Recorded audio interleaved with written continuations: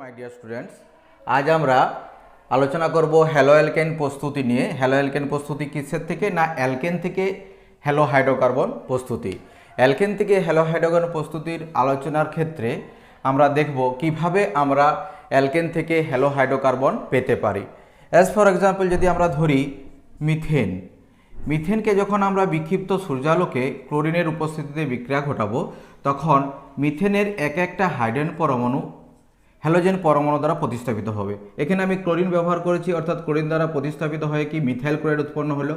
তারপরে আবার কি হবে, বিক্ষিপ্ত সূর্যালোক ক্লোরিন, আবার একটা হাইড্রোজেন পরমাণু ক্লোরিন পরমাণু দ্বারা প্রতিস্থাপিত হবে। সেক্ষেত্রে হবে CH2Cl2, প্রথমে মিথাইল ক্লোরাইড, তারপরে মিথিলিন ক্লোরাইড, আবার কি হবে ক্লোরিন এইচ নিউ, সেকেন্ড হবে CHCl3, অর্থাৎ ক্লোরোফর্ম উৎপন্ন হলো। আবার এখান থেকে একটা হাইড্রোজেন পরমাণু ক্লোরিন পরমাণু দ্বারা প্রতিস্থাপিত হয়ে উৎপন্ন হলো CCl4। এটা আমরা আগেও দেখেছি যে মিথাইল ক্লোরাইড হচ্ছে অ্যালকাইলেডিং এজেন্ট হিসাবে হয়তো হচ্ছে, মিথিল ক্লোরাইড ক্লোরোফর্ম এবং কার্বন টেট্রাক্লোরাইড অর্গানিক রিঅ্যাকশনে বিভিন্ন সলভেন্ট হিসাবে ব্যবহৃত হয়ে থাকছে। ঠিক আছে, তাহলে এখানে আমরা দেখছি মনো অ্যালকাইলেশন, এখানে দুটো অ্যালকাইলেশন, ট্রাই অ্যালকাইলেশন এবং পলি অ্যালকাইলেশন ঘটছে, অর্থাৎ এখানে মিক্সচার অফ প্রোডাক্ট উৎপন্ন হচ্ছে। সেই জন্য অ্যালকেন থেকে হ্যালো অ্যালকেন প্রস্তুতির ক্ষেত্রে এই পদ্ধতিটা সুটেবল পদ্ধতি নয়। কারণ কি, এখান থেকে অ্যালকেন থেকে হ্যালো অ্যালকেন প্রস্তুতি করতে গেলে মিক্সচার অফ প্রোডাক্ট উৎপন্ন হচ্ছে এবং তাদের স্ফুটনাঙ্ক খুব কাছাকাছি হওয়ার জন্য পার্টিকুলার একটা অ্যালকিল হ্যালাইডকে বা হ্যালো অ্যালকেনকে সেপারেট করা বা পৃথক করা কষ্টসাধ্য হয়। যদি আমরা এখানে মিথাইল ক্লোরাইডের উৎপাদনটা বাড়াতে যাই, সেক্ষেত্রে মিথেন থেকে মিথাইল ক্লোরাইড বেশি পরিমাণে যদি পেতে চাই, তাহলে কী হতো, এটাকে আমরা এক্সেস নেব এবং এখানে নেব 1 মোল। হ্যাঁ, 1 মোল। সেক্ষেত্রে আমরা মিথেন থেকে মিথাইল ক্লোরাইডে বিক্রিয়াটিকে সীমাবদ্ধ রাখতে পারি। হাইড্রোজেন আছে, এটা হচ্ছে 1 ডিগ্রি, এটা হচ্ছে 2 ডিগ্রি। তাহলে এখান থেকে আমরা দু ধরনের প্রোডাক্ট পেতে পারি, এখান থেকে আমরা দু ধরনের প্রোডাক্ট পেতে পারি। যখন 1 ডিগ্রি হাইড্রোজেন হ্যালোজেন পরমাণু দ্বারা প্রতিস্থাপিত হবে, সেইটা একটা প্রোডাক্ট পাবো। আবার যখন 2 ডিগ্রি হাইড্রোজেন হ্যালো পরমাণু দ্বারা প্রতিস্থাপিত হবে, সেটা আমরা আরেকটা প্রোডাক্ট পাবো। সাপোজ ধরো chlorine in presence of H new, সেখান থেকে উৎপন্ন হবে CH3 CHCl CH3 প্লাস কি উৎপন্ন হবে না CH3 CH2 CH2Cl। ঠিক আছে, দুটো প্রোডাক্ট উৎপন্ন হলো। তবে এই দুটো প্রোডাক্টের মধ্যে কোনটা বেশি পরিমাণে উৎপন্ন হবে, কোনটা কম পরিমাণে উৎপন্ন হবে, সেটা কিভাবে আমরা বুঝবো? না, আমরা এখানে দেখতে পাচ্ছি যে মিথেনের সঙ্গে বা অ্যালকেনের সঙ্গে হ্যালোজেনেশন বিক্রিয়াটা হচ্ছে মুক্তমূলক ক্রিয়াকৌশলের মধ্য দিয়ে ঘটে বা ফ্রি রেডিক্যাল মেকানিজম। সেখানে দেখতে পাচ্ছি এখান থেকে in presence of H new আলোর উপস্থিতিতে দু ধরনের মুক্তমূলক উৎপন্ন হচ্ছে। একটা হচ্ছে এইটা মুক্তমূলক, আর একটা কি উৎপন্ন হচ্ছে না CH3 CH2 ডট। এই দুটো মুক্তমূলকের মধ্যে কোনটা বেশি স্টেবল? যেটা বেশি স্টেবল হবে স্বাভাবিকভাবে সেখান থেকে প্রোডাক্টটা বেশি পরিমাণে উৎপন্ন হবে। এই দুটো মুক্তমূলক মধ্যে এটা হচ্ছে 2 ডিগ্রি ফ্রি রেডিক্যাল, এটা হচ্ছে আমরা দেখতে পাচ্ছি এটা হচ্ছে 1 ডিগ্রি ফ্রি রেডিক্যাল। আমরা জানি স্টেবিলিটি অফ ফ্রি রেডিক্যাল অর্থাৎ মুক্তমূলকের স্টেবিলিটি বা স্থিতিশীলতার কম কি না 3 degree greater than 2 degree greater than 1 degree.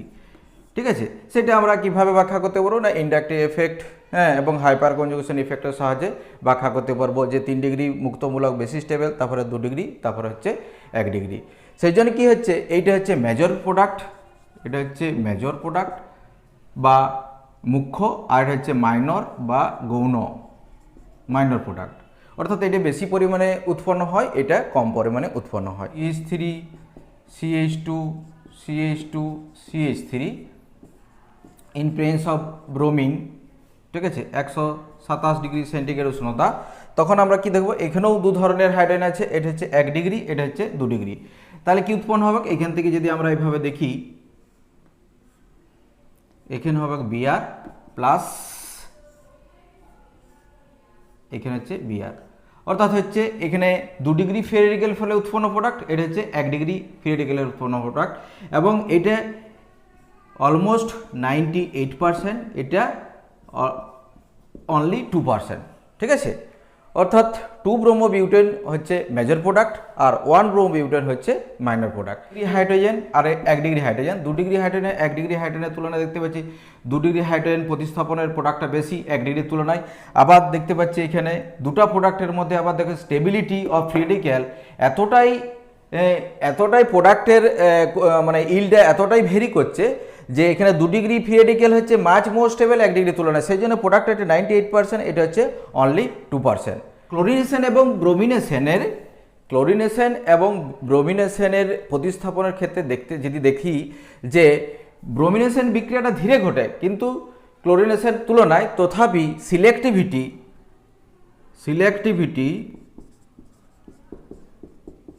selectivity of bromine is greater than the selectivity of chlorine, অর্থাৎ ব্রোমিনের সিলেক্টিভিটি বেশি ক্লোরিনের তুলনায়, ঠিক আছে, এতটাই বেশি। এর সিলেক্টিভিটি অর্ডারটা যদি আমরা দেখি, ব্রোমিনের সিলেক্টিভিটি রেশিও 1682:1, আর ক্লোরিনের ক্ষেত্রে সেক্ষেত্রে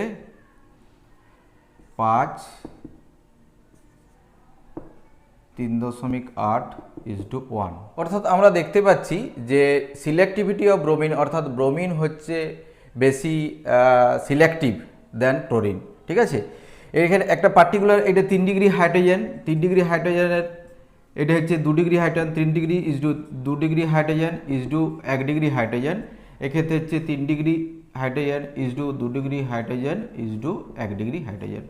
অর্থাৎ 1 ডিগ্রি হাইড্রোজেনকে বা 2 ডিগ্রি হাইড্রোজেনকে বা 3 ডিগ্রি হাইড্রোজেনকে কতটা কিভাবে প্রতিস্থাপন করতে পারছে ক্লোরিন, এখানে দেখতে পাচ্ছি 1 ডিগ্রি 2 ডিগ্রি 3 ডিগ্রির রেশিওটা হচ্ছে এটা অনেক বেশি, ঠিক আছে, এটা 1600, প্রায় 1600 গুণ, এখানে যেখানে 5 এখানে হচ্ছে 1600 গুণ। অতএব ব্রোমিনের সিলেক্টিভিটি ক্লোরিনের তুলনায় বেশি। নেক্সট আমরা দেখতে পারি এক্সাম্পল, যদি আমরা টলুইন নিই CH3, ঠিক আছে, এখানে যদি আমরা ব্রোমিন ব্যবহার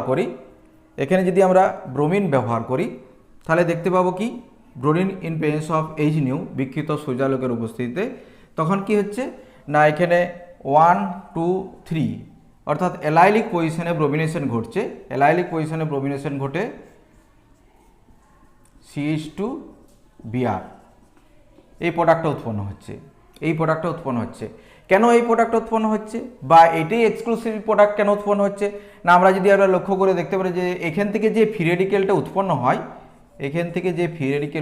হয়, অর্থাৎ এখান থেকে হচ্ছে বেনজাইল ফ্রি রেডিক্যাল, এটা হচ্ছে benzyl free radical. Benzyl free radical is stable বা is stabilized through resonance. Benzyl free রেডিক্যালটা হচ্ছে রেজোনেন্স দ্বারা স্থিতিশীলতা লাভ করে। কীরকম, এর আমরা যদি একটু রেজোনেন্স স্ট্রাকচার দেখি তাহলে আমরা কি দেখব যে এখানে যে বেনজাইল যে রেডিক্যালটা হলো, এখানে রেজোনেন্স স্ট্রাকচারগুলো যদি দেখি তাহলে দেখব এখানে ডবল বন্ড CH2, এখানে রেডিক্যাল, এখানে হচ্ছে ডবল বন্ড, এখানে হচ্ছে ডবল বন্ড। আবার এটা কি হবে, আবার রেজোনেন্স অংশগ্রহণ করবে, এখান থেকে যাবে ডবল বন্ড CH2, এখানে ডবল বন্ড, এখানে ডট, এখানে ডবল বন্ড। এইভাবে রেজোনেন্স স্ট্রাকচার অংশগ্রহণ করার ফলে বেনজাইল রেডিক্যালটা স্থিতিশীলতা লাভ করছে, অর্থাৎ এটা বেশি ইন্টারমিডিয়েটটা হচ্ছে বেশি স্টেবল হচ্ছে, সেই জন্য এখানে বেনজাইল ব্রোমাইড মেজর প্রোডাক্ট উৎপন্ন হচ্ছে। আরেকটা এক্সাম্পল নেক্সট যদি আমরা দেখি,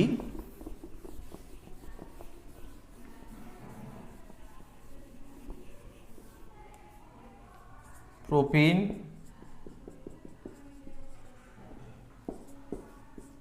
773 কেলভিন গ্যাস ফেজ, গ্যাসীয় দশা, সেক্ষেত্রে কি দেখতে পাবো, এখানেও 1 2 3 অ্যালাইলিক পজিশনে ক্লোরিনেশন ঘটবে ইন প্রেজেন্স অফ ক্লোরিন, তাহলে দেখতে পাবো CH2Cl, single bond CH, double bond CH2, এই প্রোডাক্টটা আমরা পাবো। তার কারণটা কি, এখানে একই রকমভাবে যে মুক্তমূলকটা তৈরি হচ্ছে,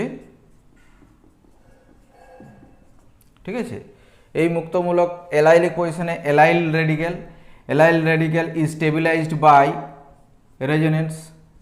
যদি আমরা দেখি তাহলে কি দেখতে পাবো, CH2 double bond CH single bond CH2 dot, ঠিক আছে। এই যে দুটো রেজোনেন্স স্ট্রাকচার হলো বা ক্যানোনিক্যাল ফর্ম, এবং এইটা হচ্ছে ইকুইভ্যালেন্ট রেজোনেন্স।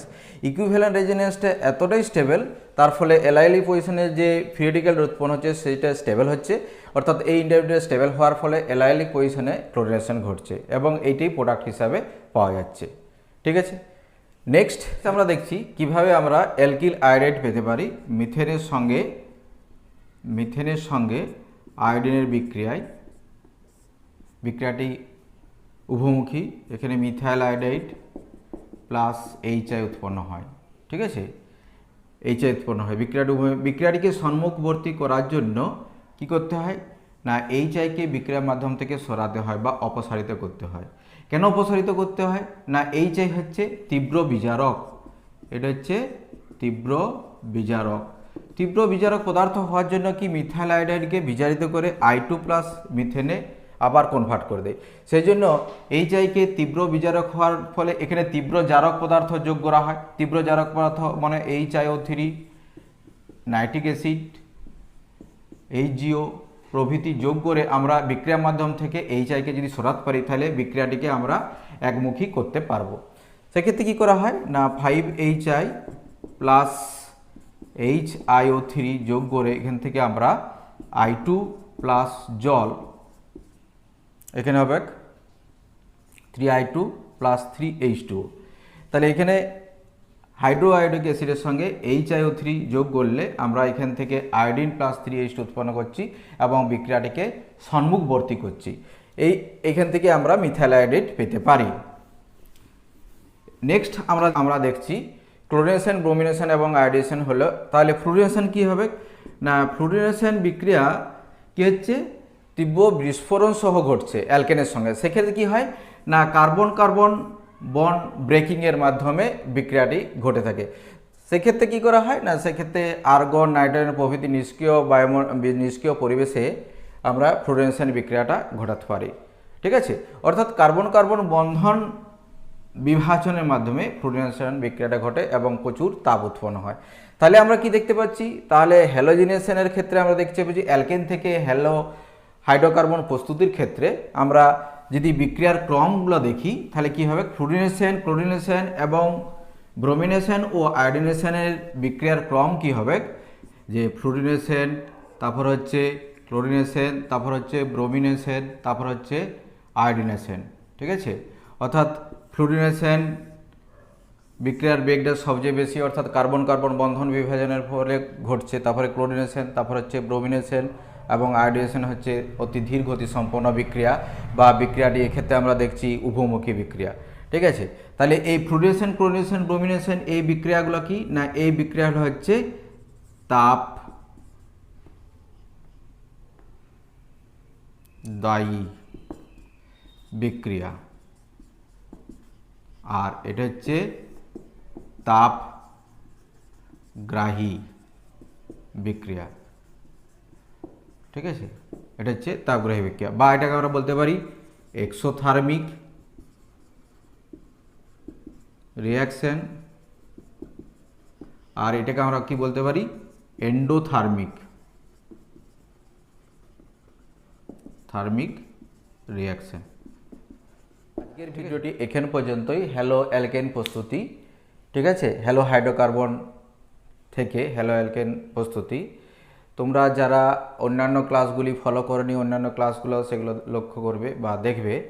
যদি ভালো লেগে থাকে আমার চ্যানেলটি সাবস্ক্রাইব করে রাখবে, তাহলে অন্যান্য ভিডিওগুলি তোমরা দেখতে পারো। যদি তোমাদের কোনো কোয়ারিজ থাকে তোমরা কমেন্ট সেকশনে লিখে জানাবে, ঠিক আছে। থ্যাংক ইউ, ভালো থেকো, সুস্থ থেকো।